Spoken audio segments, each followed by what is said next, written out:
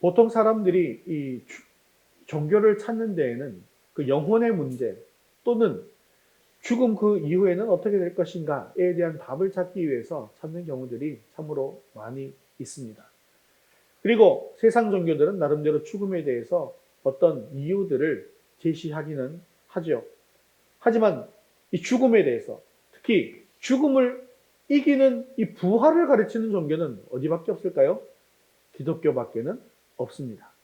그래서 기독교 최대 절기가 무엇이냐라고 했을 때 두 가지를 딱 뽑는다고 한다면 부활절과 성탄절인 것이죠. 자, 다른 종교들 어떻습니까? 불교 석가모니 다시 살아났나요? 아니죠. 죽었습니다. 그래서 이 8개의 무덤에 나뉘어서 묻히게 되었습니다. 그리고 공자는요, 국부공림이라고 하는 그런 무덤에 묻히게 되었습니다. 이슬람교의 마호멧은요, 그도 죽어서 메디나의 무덤에 묻혔습니다. 그런데 이 예루살렘에 가보면 예수님의 무덤이다라고 이렇게 있어요. 물론 아니죠. 그냥 관광을 위해서 이렇게 만들어 놓은 것이죠. 근데 무덤 내부가 이렇게 드러나 있습니다. 그 무덤에 예수님이 계십니까? 안 계십니까? 안 계시는 것이죠. 즉, 예수님은 무덤이 있어요? 없어요? 없습니다. 왜냐하면 예수님께서는 죽음을 이기시고 부활하셔서 다시 살아나시고 그리고 하느님 나라로 승천하셨을 뿐만 아니라 지금도 살아 역사하셔서 우리를 다스리고 계시기 때문인 것이죠. 그래서 기독교는 어떤 종교냐라고 물으면 부활의 종교입니다 라고 이야기할 수 있는 것입니다. 만일에 우리 신앙에서 이 부활 신앙이 빠져버린다라고 한다면 우리는 더 이상 기독교인이 아니다라고 이야기를 해도 과언이 아니라는 것이죠. 이것에 대해서 오늘 본문은 우리에게 만일 예수님께서 부활하지 못했다고 한다면 우리가 믿음으로 살기 위해서 행하는 모든 헌신과 희생과 섬김은 다 헛된 것일 뿐만 아니라 오히려 우리는 세상 모든 사람들 가운데 가장 불행한 사람들, 불쌍한 사람들이 될 것이다. 또한 예수님을 믿고 죽은 사람들도 다 망했을 것이다 라고까지 이야기하고 있는 것입니다. 예수를 믿는 사람들이 세상의 부귀 영화를 포기하고 약하고 가난한 사람들을 섬기고 겸손하게 세상 사람들의 구원을 위해서 일생을 희생하며 포기하고 사는 것, 이것은요, 그 이유가 어디에 있는 것일까요? 우리도 예수님과 같이 부활해서 하나님 나라로 천국으로 간다라고 하는 그런 믿음이 있기 때문에 이 모든 것들이 가능한 것입니다.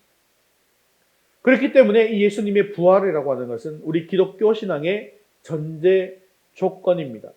그리고 예수님의 부활이 없다라고 한다면 우리의 신앙은 아무것도 아니게 되는 것이죠.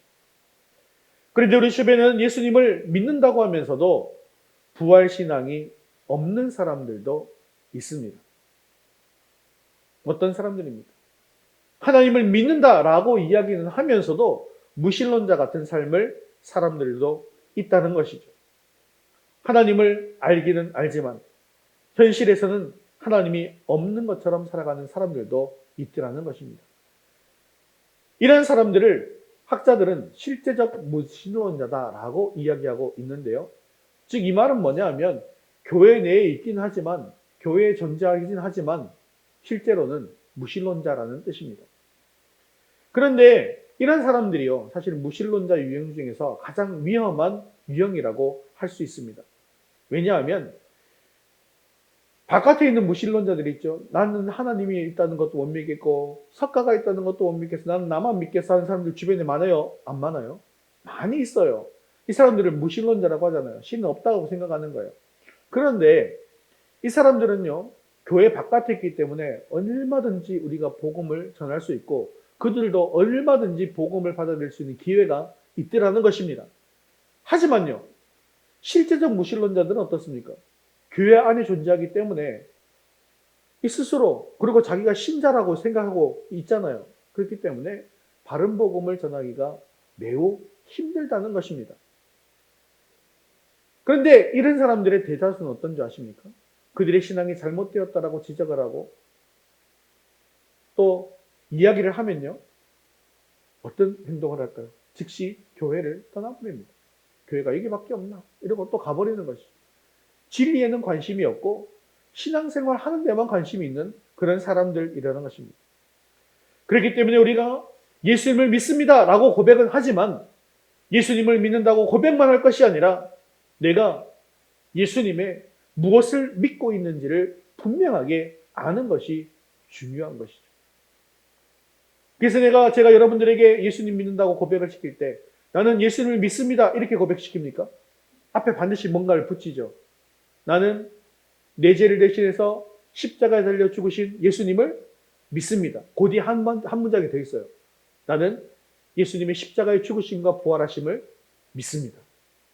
이 고백을 반드시 시킵니다.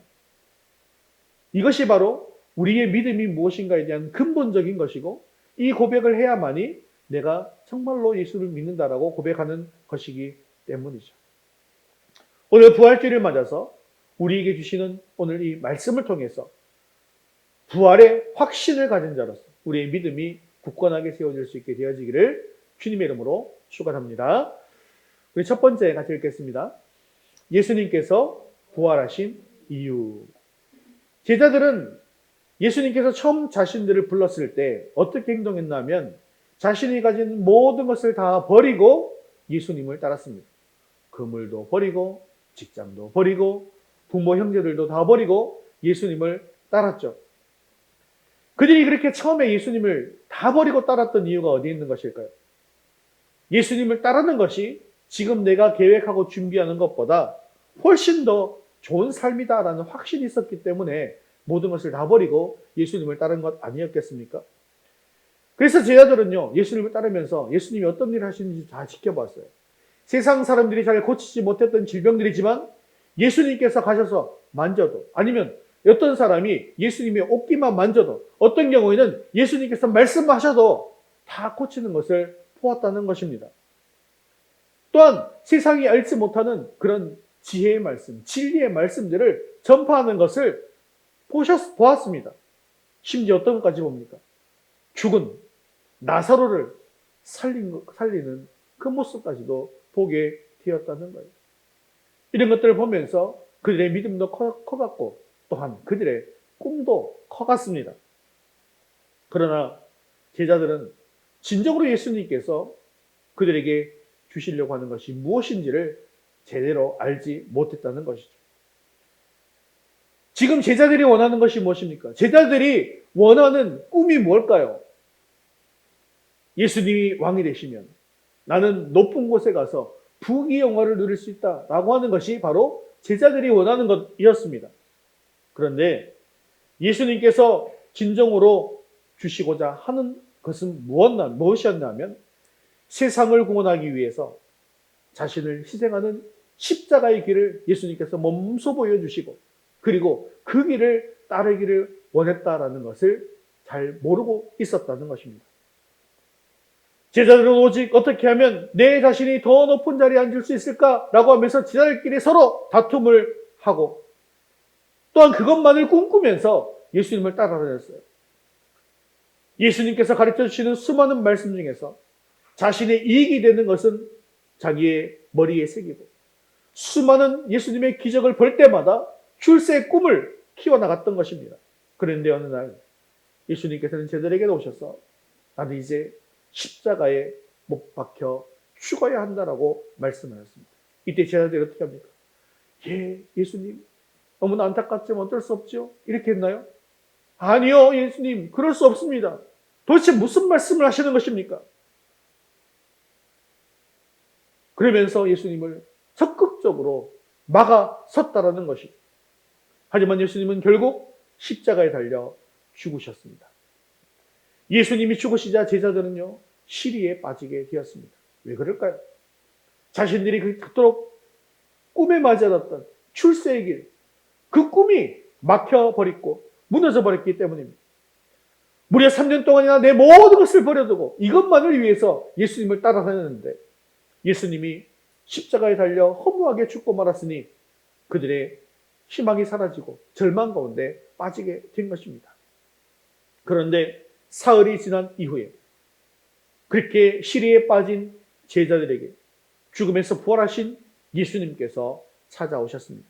그리고 예수님께서 제자들에게 주려고 한 것은 이 땅에서의 부귀영화가 아니다, 영원한 하나님 나라라고 다시 한번 강조해서 말씀해 주신 것이었습니다.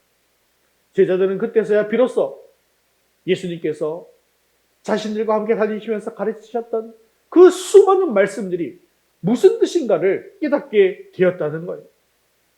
내 이웃을 내 몸과 같이 사랑하라. 원수를 사랑하라. 가난한 자가 오히려 복이 있다. 내가 높아지고 작고 크고 잘나면 오히려 섬기는 자가 되어라. 지극히 작은 자를 돕는 것이 하나님을 사랑하는 것이다. 선생들은 섬김을 받을 것이 아니라 오히려 선생된 자가 제자의 발을 씻겨주어라. 이기지 말고 저주어라. 높은 데 앉지 말고 낮은 데 앉아라. 누군가 내 오른밤을 치면 왼밤도 돌려 대어라. 지금까지는 이 말씀이 무슨 말씀인지 정확히 알지 못했어요, 제자들이. 그리고 어떤 것들은 다 흘려들었습니다. 왜냐하면 나에게 이익이 되는 말씀이 아니었기 때문이죠. 그런데 이 모든 가르침들이 이 땅의 삶을 희생함으로부터 받게 되어지는 하나님 나라의 상급에 대한 말씀이다라는 것을 깨닫게 되었다는 거예요. 예수님의 십자가와 죽으심과 부활을 경험하고 예수님의 뜻이 무엇인지를 깨닫게 되자마자 이 제자들의 삶이 달라진 것입니다. 서로 높은 자리에 앉고 싶어 다투던 그들이 이제는 서로 낮은 자리에 앉았습니다. 서로 내가 가지고 싶어 했는데 이제는 양보하고 위로하고 돕고 섬기게 되었다는 거예요. 제자들이 그런 삶을 살자 그 제자들이 모여있는 그 자리가 어떤 자리가 되었겠습니까? 그 자리에 무엇이 임했겠어요? 그 자리에 천국이 많은 거예요. 왜냐하면 하나님 나라가 그런 곳이기 때문입니다. 또한 예수님은 떠나가셨지만 성령께서 그들을 찾아오셔서 그들의 보호자가 되어주셨습니다. 그리고 그들은 날마다 예수님의 가르침에 따라서 살아내었다는 거예요. 그렇게 살아갔습니다. 그리고 하나님 나라가 임한 곳이 있었는데 그곳이 무엇이 된 것일까요? 바로 교회가 된 것입니다. 그런 의미에서 교회라고 하는 것은요, 예수님의 십자가 또 이 부활을 삶으로 살아내면서 그 예수님의 십자가와 부활의 삶으로 초청하는 하나님의 초청장인 것입니다. 바로 저와 여러분들이 그러한 삶을 살아내므로 말미암아 하나님 나라가 이런 것이고 천국이 이런 것이다 라는 것을 보여주는, 그것으로 초대하는 초청장이라는 거예요. 우리는 그래서 교회를 통해서, 목장을 통해서 예수님을 배우고 예수님의 십자가와 부활에 참여하게 되어지는 것입니다. 그리고 이것이 바로 복음이고 예수님께서 십자가를 지시고 부활하신 이유입니다. 바로 예수를 믿는 우리들이 천국에 임하기를 바라셨다는 거죠. 사랑하는 성도 여러분, 날마다 자기 십자가를 지고 주님을 따르고 죄에 대해서는 죽으십시오. 그리고 주님과 함께 살아나시기를 바랍니다. 그럼으로써 주님의 십자가와 죽으심과 부활하심이 우리 삶의 깊은 곳에 뿌리게 내리게 되어서 저와 여러분이 바로 하나님의 초청장이 되어지는, 그래서 세상 사람들에게 천국을 맛보아 줄 수 있는 저와 여러분 되시기를 주님의 이름으로 축원합니다. 두 번째 같이 읽겠습니다. 십자가와 부활의 삶을 살지 않는 믿음은 헛된 것입니다. 우리가 인간답게 살 수 있는 길, 다시 말해서 구원받을 수 있는 길은 오직 한 길입니다. 세상의 욕심에 찌든 자신의 옛사람을 예수님의 십자가에 못 박고 예수님께서 주시는 이 거듭남의 새 삶을 살아가는 것입니다. 우리가 교회에 나와서 예배를 드리고 성경을 배우는 것은 예수님께서 거듭난 새 삶을 거듭나게 해주신 이 새 삶을 어떻게 살아가야 하는지를 배우기 위함이라는 것이죠. 이게 중요합니다.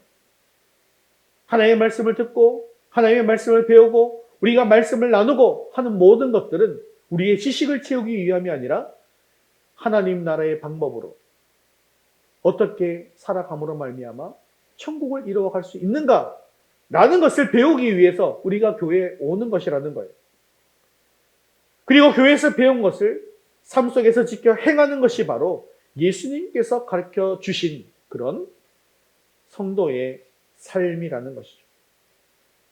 그런데 오늘날 너무나도 많은 성도들이 예수님의 십자가의 죽으심을 그저 이론적으로, 교리적으로, 종교적으로만 해석합니다. 그래서 나는 안다라고 생각하는. 예수님 나를 위해서 대신해서 죽으셨지. 그리고 3일 만에 부활하셨어. 끝. 이렇다는 거예요.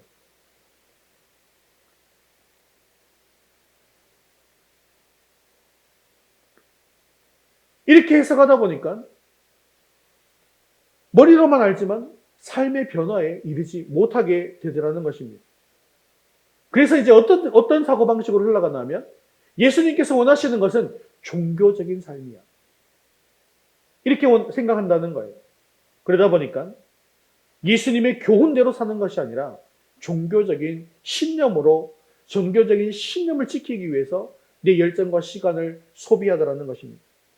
그래서 교회 활동을 얼마나 많이 했는가, 또 교회를 얼마나 크게 짓는가, 이것이 바로 믿음의 잣대라고 착각하더라는 것입니다.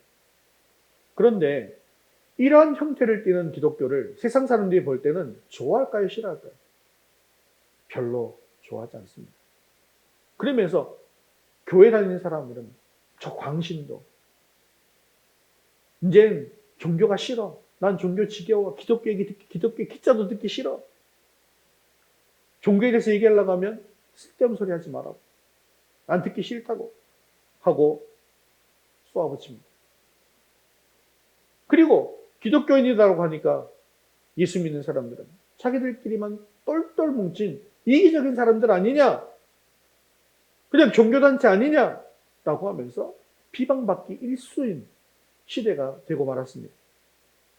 물론 우리가 교회 활동을 하고 종교 생활을 하고 종교적 활동을 하는 것 물론 필요합니다. 아무것도 안 할 수는 없어요.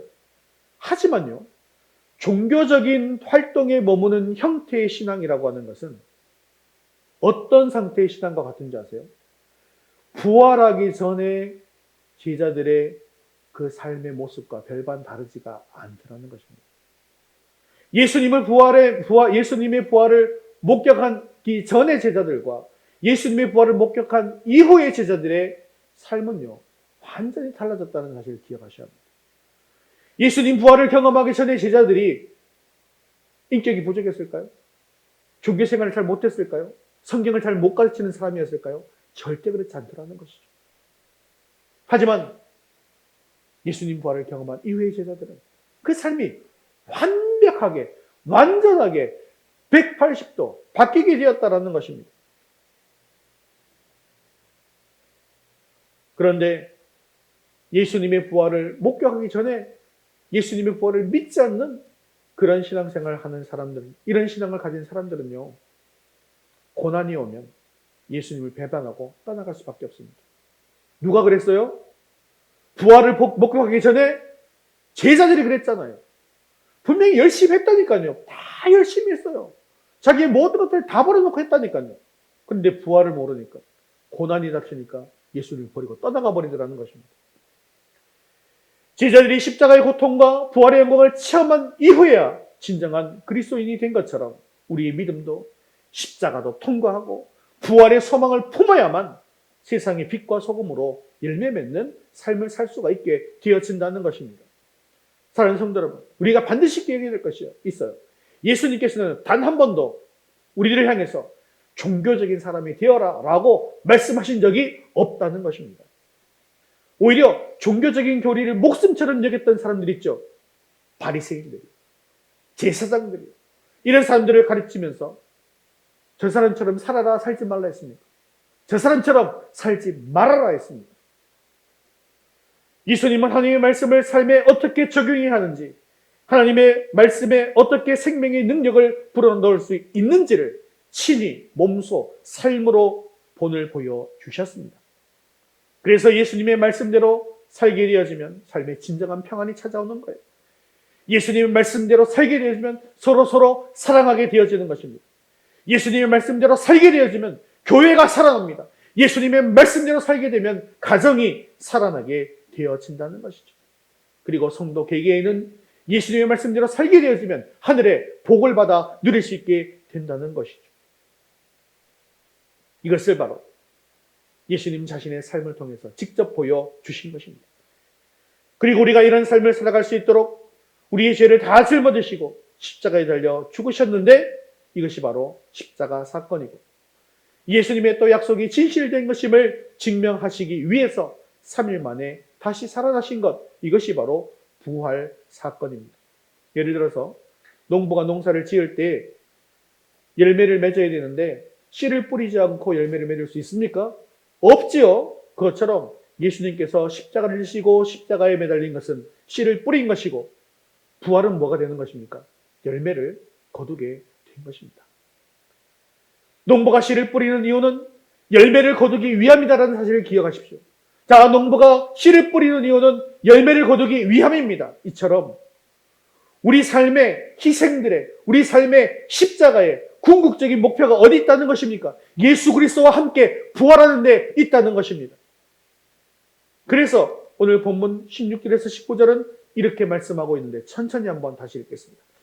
만일 죽은 자가 다시 살아나는 일이 없으면 그리스도도 다시 살아나신 일이 없었을 터이요. 그리스도께서 다시 살아나신 일이 없으면 너희의 믿음도 헛되고 너희가 여전히 죄 가운데 있을 것이요. 또한 그리스도 안에서 잠자는 자도 망하였으리니 만일 그리스도 안에서 우리가 바라는 것이 다만 이 세상의 삶뿐이면 모든 사람 가운데 우리가 더욱 불쌍한 자이리라. 아멘. 그렇습니다. 그리스도의 부활이 없으면 우리의 믿음도 헛되고 결국 망하게 될 뿐이다라고 말씀하고 있습니다. 즉 그리스도의 부활이 없다고 한다면 지금 우리가 나와서 정성스럽게 예배드리고 있지만 이 모든 것들이 아무것도 아니게 된다라는 거예요. 여러분, 이처럼 부활은 기독교에 있어서 존재 이유가 될 만큼 매우 중요한 사건인 것입니다. 그러나 너무나도 많은 사람들이 깊이 생각해 보지도 않고 예수님을 배척하죠. 예수님의 십자가와 부활을 그저 지어낸 일로 치부해버립니다. 하나의 신화일 뿐이다라고 이야기합니다. 예수님 당시 예수님을 십자가에 못 박은 유대인들과 총독 빌라도도 마찬가지였죠. 그들은 주변에서 주어드는 그런 몇 가지 소문만으로 예수님의 부활도 예수님을 마음대로 판단하고 정죄하고 십자가에 못 박아 버린 것입니다. 그리고 예수님이 부활하셨다라는 소문도 헛소문으로 치부해버렸죠. 결국 이 사람들이 어떻게 되었을까요? 결국 구원받지 못하는 자가 되고 마는 것입니다. 그런데 우리는 그들과 다르게 예수님을 믿기 때문에 또 예수님의 죽으심과 부활을 믿기 때문에 참으로 하늘의 큰 축복을 받은 사람이 아닐 수 없습니다. 지난주에 우리가 살펴본 것처럼 아담 한 사람으로 말미암아서 죄가 우리에게 들어왔다고 말씀을 드렸죠. 자, 요거는 원리가 이렇습니다. 아담의 후예인 우리가 죄인이 된 것은요, 이게 무슨 이상한 논리지? 라고 생각하시는 분이 있을 수 있어요. 지난주에 우리 지수자매가 질문했잖아요. 그죠? 친구가 그렇게 물으면 어떻게 대답을 해야 되는가? 그런데, 자, 아담이 에덴 동산에 있을 때 이게 죽는 존재였나요? 영생하는 존재였나요? 영생하는 존재였어요. 그런데 아담 한 사람이 범죄함으로 말미암아 무엇이 찾아온 거예요? 죽음이 찾아온 것입니다. 그럼 결국 죄의 삭은 사망이죠. 죄의 삭은 사망입니다. 그러면 사망하는 사람은 대우명제로, 사망하는 사람은 죄가 있고 사망하지 않는 사람은 죄가 없다죠. 맞습니까?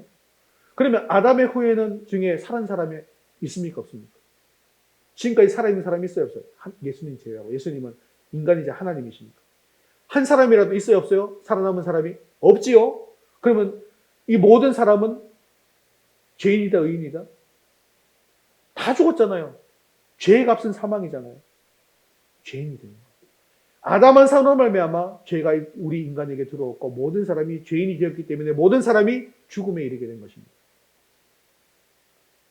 그런데 예수님의 한 사람의 이 십자가와 죽으심과 부활 사건으로 말미암아 어떻게 되었을까요? 아담 한 사람으로 죽음이 찾아왔는데 예수님이 부활하심으로, 예수님이 다시 살아나심으로, 예수님께서 죽음에서 살아나심으로 말미암아 모든 사람이 죽었는데 예수님이 첫 열매가 되었고, 자, 이 예수님의 부활은 십자가가 씨앗이라 그랬어요. 그죠? 죽음이 씨앗이에요. 죽고 살아나신 것입니다. 우리가 원래 다 죽게 되었지만 예수님이 살아나시는 첫 열매가 되심으로 우리 모두가 다 어떻게 되었다는 거예요? 다 살아나게 되었다. 그 이유는 무엇입니까? 죄가 있으면 사망인데 예수님의 십자가의 죽으심을 믿으면 어떻게 되는 거예요? 죄가 사해지는 거예요. 그래서 살아나게 됩니다. 모든 사람들이 예수님의 첫 열매를 따라서 부활하게 되어진다라는 것을 이야기하는 것입니다. 그래서 예수님의 이 십자가와 부활 사건으로 말미암아 우리는 새 생명을 얻게 되었고 우리를 묶고 있던 이 죄의 저주에서 풀려나게 된 것입니다. 죄와 사망에서 참 자유를 얻게 되고 하나님의 자녀가 된 것입니다. 오늘 이 부활의 아침 다시 한번 예수님의 십자가 사랑과 부활의 소망을 가슴에 새기시고 믿지 않는 자들에게 이 예수님의 십자가와 부활을 전함으로 말미암아 부활의 소망이 그들에게도 가득하게 되어지고 그들도 하나님의 자녀가 되어서 하늘의 큰 축복을 받을 수 있게 되어지는 그런 은혜가 있기를, 우리가 그들에게 그렇게 복음을 전할 수 있게 되어지기를 주님의 이름으로 축원합니다. 말씀을 뵙겠습니다. 예수님께서는 부활하셨습니다. 다른 종교들은요, 우리가 도덕적인 삶을 사는데 도움을 줄 수 있을지는 모릅니다. 하지만 죄 문제를 완벽하게 해석하고 영생의 문제를 완벽하게 해주는 것은 오직 기독교뿐입니다. 예수님께서 부활하셨기 때문에 우리의 죄가 용서받을 수 있게 되었구나라는 것을 확실하게 믿게 되는 거예요. 확신을 가질 수 있게 되어지는 겁니다. 왜 그렇습니까? 분명히 죄가 없는 어떤 존재가 내 죄를 대신해서 죽어야만 우리 죄가 용서받을 수 있는 거잖아요. 피 흘림이 없음즉 사함이 없는 이라 했으니까요. 그런데 예수님이 보통 사람이었다라고 한다면, 그런데도 진짜로 예수님이 죄가 없으셨다라고까지 가정합시다. 보통 사람이고 진짜 죄가 없어요. 그러면 어느 정도까지 죄 용서가 가능할까요? 단 한 사람. 죽으심으로 끝났다고 한다면요. 단 한 사람의 죄는 용서받을 수 있을까요? 그런데 예수님의 부활이 왜 중요합니까? 예수님은 완벽한 인간이시기 때문에 죽으셨어요. 그런데 예수님은 또 어떻습니까? 완전한 하나님이시기 때문에 죽음을 이기시고 다시 살아나신 것입니다. 다시 살아나신 것입니다. 그래서 예수님이, 죄 없으신 예수님이 죽으신 것은 사람이면 한 사람을 위한 죽음밖에 안 되겠지만 하나님이 죽으셨기에 모든 인류의 죄를 다 짊어지시고 죽으실 수가 있게 된 것입니다. 그렇기 때문에 예수님이 부활하셨기 때문에 우리의 죄가, 나의 죄와 여러분들의 죄와 아직도 믿지 않지만 그들이 믿게 되어진다면 그들의 죄까지도 다 용서받을 수 있다는 사실을 예수님의 부활을 통해서 믿을 수 있게 되어진다는 거예요. 그래서 지금 이 시간 예수님을 영접하면 바로 그 순간 우리가 천국에 갈 수 있게 되어진다는 사실도 믿게 되어진다는 것입니다.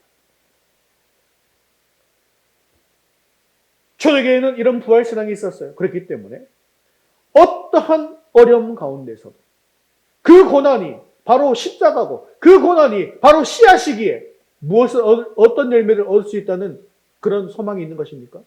부활의 열매를 맺을 수 있다. 영원한 생명, 영원한 천국의 소망을 가지고 그 어려움을 이겨낼 수가 있게 되었다는 것입니다. 심지어 어떤 분들은 칼에 맞아 죽으면서도, 어떤 분들은 십자가에 거꾸로 달려 죽으면서도, 어떤 분들은 화형을 당하면서도, 어떤 분들은 맹수의 사나운 맹수에 찢겨 죽으면서도 그들의 사자밥이 되어서 죽게 됨에도 불구하고 부활의 소망을 가지고 복음을 전하는 삶을 살 수가 있었다는 것입니다. 사랑하는 성도 여러분, 예수님의 부활이 없다면 우리의 믿음도 헛것이고 사실 우리 교회도 헛것이 되고 말 것입니다. 하지만 우리 주님께서는 부활하셨습니다. 할렐루야! 여러분 같이 한번 외칩시다. 우리 주님은 부활하셨습니다. 이거 크게 하셔야 돼요. 굉장히 중요하다니까요. 우리 주님은 부활하셨습니다.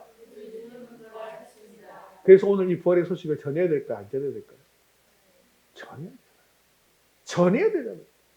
그래서 부활 계란 들고 나가서 제가 많이도 안 시킵니다. 오늘 한 5개 정도 들고 나갈 수 있을 것 같아요. 들고 나가셔서 우리 예수님이 부활했습니다. 예수님 믿고 천국 가세요. 오늘 이렇게 그냥 전하는 거예요. 우리 예수님이 부활했습니다.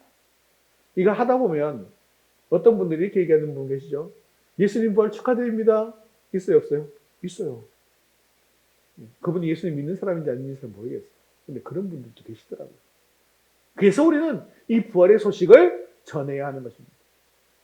그래서 매주 우리는 예수님의 십자가의 죽으심과 부활하심을 믿습니다. 라는 고백을 하셔야 되는 겁니다.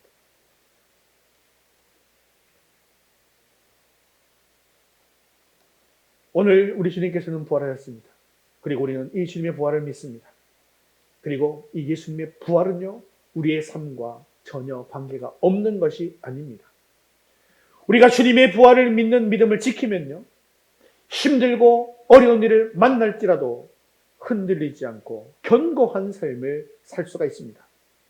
시련과 핍박이 다가온다 할지라도 결코 흔들리지 마십시오. 오히려 더욱 믿음을 굳건하게 하고 주의 일에 힘쓰는 자가 될 수 있기를 바랍니다. 매일매일 이 부활의 기쁨과 감격과 소망을 회복하시기 바랍니다. 그리고 이 부활을 증거하는 삶으로 말미암아 우리 주님의 기쁨이 되어지는 저와 여러분 되시기를 주님의 이름으로 축원합니다.